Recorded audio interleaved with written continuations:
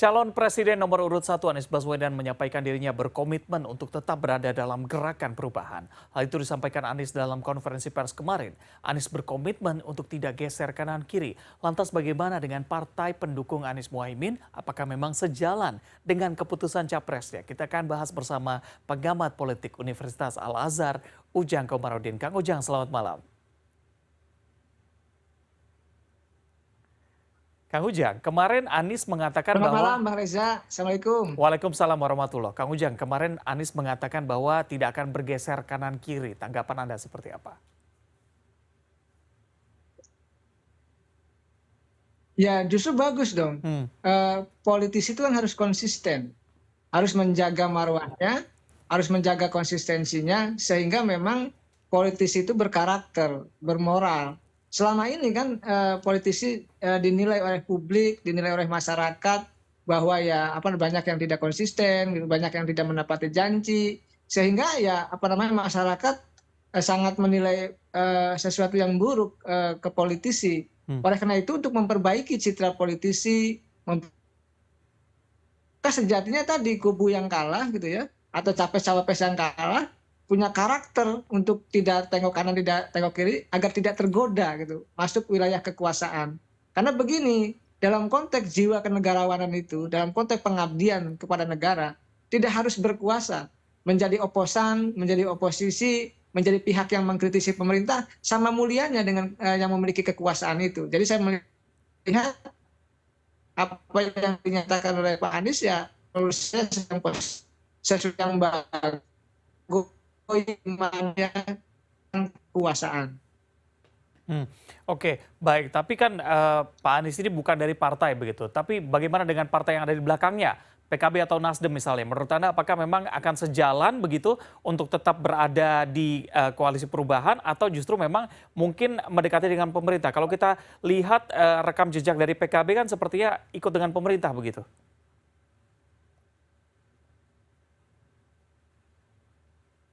Ya kalau kita bicara Nasdem ya sebagai pengusung utama dari Pak Anies gitu ya. Secara personal Pak Anies bukanlah kader Partai Nasdem, tetapi diusung oleh Partai Nasdem.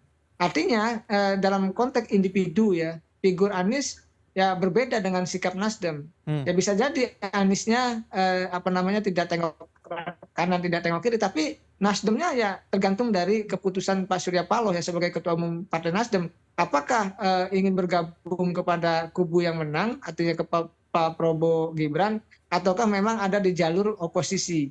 Kalau saya sih melihat begini, Bang Reza ya, yang bagus adalah sebenarnya bagaimana PDIP beroposisi, lalu juga Nasdem beroposisi, sehingga tidak semua partai politik itu ada dalam genggaman atau menggenggam kekuasaan, Hmm. tetapi ada juga pihak yang mengontrol kekuasaan itu agar tidak salah jalan. Hmm. Agar apa? Agar negara ini terjadi demokratisasi yang sehat. Artinya ada check and balances dalam konteks bernegara. Karena kalau orang semuanya berkuasa, partai politik juga semuanya ingin jadi menteri gitu. Lalu siapa yang mengingatkan pemerintah? Lalu Hmm. siapa yang mengontrol dan mengawasi jalannya roda pemerintahan? Ini yang membuat kalau semua partai politik itu bergabung ke pemerintahan, maka mohon maaf rakyat akan apa namanya rakyat akan menilai bahwa itu adalah bagian daripada apa ya meninggalkan ya apa namanya meninggalkan keinginan publik atau meninggalkan apa yang diinginkan oleh rakyat. Rakyat merasa ditinggalkan kalau mereka semuanya berkuasa. Oleh Hmm. karena itu kita bisa bercermin misalkan apa dari Partai Gerindra. Partai Gerindra ini kan Pak Prabowo-nya menang, tetapi Partai Gerindranya belum beruntung. Hmm. Belum beruntung itu ya kita koreksi juga hari ini melalui quick count masih di urutan yang ke apa namanya ketiga. Artinya mestinya Partai Gerindra itu di urutan pertama karena Pak Prabowo-nya menang, Hmm. mestinya unggul dan menjadi pemenang. Tetapi mungkin ya, mungkin karena apa nama masyarakat ada yang kecewa sehingga ya Partai Gerindra mendapat posisi ketiga. Hmm. Ya tapi itulah menurut saya evaluasi ya bagi Partai Gerindra yang sejatinya awalnya diharapkan ada di oposisi tetapi bergabung dengan pemerintahan. Tetapi apapun yang dipilih oleh Pak Prabowo dengan bergabung ke pemerintahan termasuk dengan Partai Gerindra adalah bagian juga untuk rekonsiliasi. Hmm. Semua ada plus minusnya, semua ada positif negatifnya. Dalam konteks itu ya Pak Prabowo bergabung dengan pemerintahan, ya untungnya positifnya menang di Pilpres, kan kira-kira begitu, karena bersama-sama Pak Jokowi. Tetapi di saat yang sama ya ada kerugian, di mana Gerindranya tidak unggul, tidak menang. Tentu ini menjadi catatan penting ya dalam pemilu 2024 bagi Partai Gerindra agar ya ke depan bisa menang ketika capresnya menang begitu, karena harus membuktikan kepada rakyat dengan kinerja-kinerja terbaiknya begitu, Bang Reza. Oke, Kang Ujang, yang menarik adalah dari press conference yang dilakukan Anies dan juga Muhaimin kemarin, Anies mengatakan bahwa saya, menggunakan kata saya akan terus berada di gerakan perubahan dan tidak akan bergeser. Tapi statement yang sama tidak keluar dari Caimin. Jika menurut Anda Caimin ini mendapatkan posisi, apakah menurut Anda akan diambil begitu? Ya, ya kalau menurut saya akan diambil ya. Hmm, Kita tahu bahwa DNA-nya PKB itu DNA ada dalam kekuasaan. oke. Ya, kita lihat pasca reformasi selalu ada masuk dalam pemerintahan. Hmm, Dan biasanya PKB selalu menang kalau mendukung di Pilpres, selalu menang. Nah, mungkin kali ini kurang beruntung, kali ini kurang ya takdir Tuhan capres cawapresnya katakanlah Cak Iminnya sendiri kalah, ya itulah pilihan yang sudah dihitung oleh Cak Imin. Saya sih melihat kalkulasi untuk mendukung pemerintahnya lebih besar dibandingkan harus menjadi oposisi. Karena menjadi oposisi itu menyakitkan.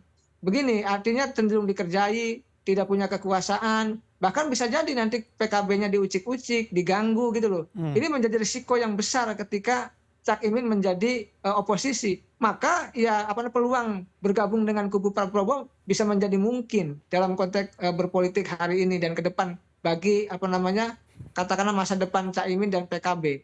Oke, mungkin itu adalah alasan mengapa menggunakan diksi saya begitu ya, bukan kami berdua. Tapi kita bergeser sedikit menuju ke Ganjar Mahfud begitu. Kang Ujang, PDIP tadi melalui sekjennya Pak Hasto begitu ya mengatakan bahwa siap untuk oposisi, bahkan mengungkit bahwa sebelumnya PDIP pernah 10 tahun juga sebagai oposisi. Tanggapan Anda seperti apa?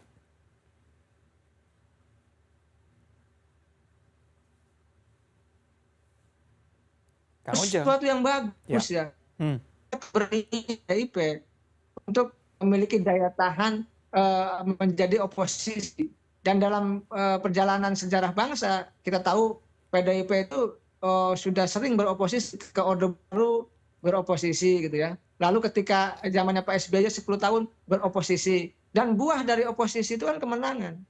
2014 menang gitu. Karena perlawanan terhadap pemerintah SBY ketika itulah. Artinya PDIP mendapatkan dukungan kepercayaan dari publik melalui pemilu sehingga bisa menjadi partai pemenang. Nah, oleh karena itu saya melihat tadi apa yang disampaikan oleh Pak Hasto ingin memilih jalan ya menjadi oposisi ini positif dalam konteks menjaga keseimbangan kekuasaan. Jadi jangan sampai juga misalkan PDIP-nya bergabung dengan Gerindra atau bergabung dengan pemerintahan Prabowo Gibran, lalu siapa yang akan beroposisi? Lalu rakyat berharap kepada siapa? Hmm. Ini yang menjadi persoalan ketika misalkan PDIP-nya masuk gerbong kekuasaan. Jadi oleh karena itu saya melihat ini statement positif dari Pak Hasto dari PDIP untuk menjaga keseimbangan kekuasaan agar terjadi check and balances. Karena tidak ada yang kuat daya tahannya menjadi oposisi tadi selain PDIP. PDIP saya rasa sudah berhitung untuk menjadi oposisi dan itu baik. Dan sejatinya saya menilai Mas Reza ya, Hmm. hari ini sebenarnya sudah menjadi oposisi sebelum waktunya gitu loh. Artinya ketika Pak Jokowi itu sudah berbeda pandangan dengan PDIP, PDIP sering mengkritisi Pak Jokowi itu juga sudah bagian walaupun memang hari ini PDIP masih dalam lingkaran kekuasaan di pemerintahan Pak Jokowi. Tapi statementnya, tapi tindakannya itu mengarah kepada sifat-sifat oposan kepada Pak Jokowi. Oke, sambil berlatih menjadi oposisi kembali begitu ya, mengingat bagaimana 10 tahun sebelumnya 2004 sampai dengan 2014 begitu. Kang Ujang, bagaimana menurut Anda partai-partai yang tergabung mendukung Ganjar Mahfud? Apakah mereka akan merapat ke pemerintahan atau tidak menurut Anda?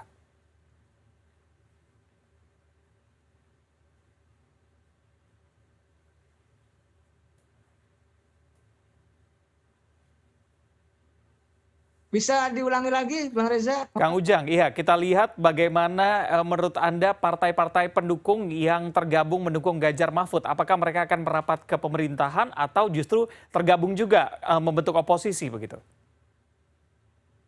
Ya, kalau kita bicara soal tadi ya 01, 03 lah katakanlah yang kalah, mestinya sih konsisten untuk bisa membangun koalisi yang kuat.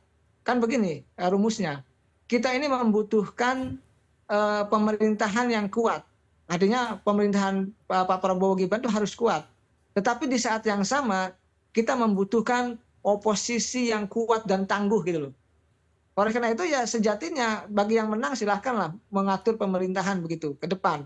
Tetapi di saat yang sama juga bagaimana sebenarnya yang kalah mestinya membangun sebuah koalisi yang kuat dan memiliki daya tahan yang tangguh. Karena bagaimanapun menjadi oposisi itu sebuah penderitaan ya, pasti akan dikerjai gitu. Persoalan-persoalan kasus-kasusnya dan lain sebagainya. Oleh karena itu apakah partai-partai yang kalah itu punya daya tahan untuk menghadapi gempuran-gempuran dari katakanlah pemerintah nanti. Oleh karena itu kita tunggu saja. Ya kita mengingatkan saja bahwa konteks bernegara adalah ada check and balances. Jadi jangan sampai semuanya berkuasa, jangan sampai semuanya ada dalam kekuasaan, tapi tidak ada partai yang berani untuk melakukan mendeklar sebagai partai oposisi. Ke depan tentu rakyat sudah cerdas, sudah pandai dalam menilai partai politik mana yang akan didukungnya. Jadi saya melihat demi kepentingan bangsa, demi adanya check and balances, demi adanya kontrol terhadap kekuasaan agar tidak menyimpang ke depan, demi kedaulatan rakyat, maka sejatinya tadi ya oposisi itu yang tangguh dan kuat itu harus dipersiapkan oleh partai-partai yang kalah tersebut. Jadi saya katakan jiwa negarawan itu bukan hanya bagi mereka yang berkuasa, tetapi menjadi oposan juga sama mulianya dengan mereka yang memiliki kekuasaan itu. Jadi ketika memilih jalan sunyi menjadi oposan, menjadi oposisi adalah tadi pembelaan terhadap demokrasi, pembelaan terhadap rakyat, mengkritisi dan mengontrol pemerintahan adalah bagian tugas-tugas mulia dan bagian daripada untuk membangun demokrasi yang sehat. Oke, jadi kata kuncinya di situ adalah check and balances harus ada supaya rakyat tidak merasa ditinggalkan. Terima kasih Ujang Komarudin, pengamat politik dari Universitas Al-Azhar. Selamat malam.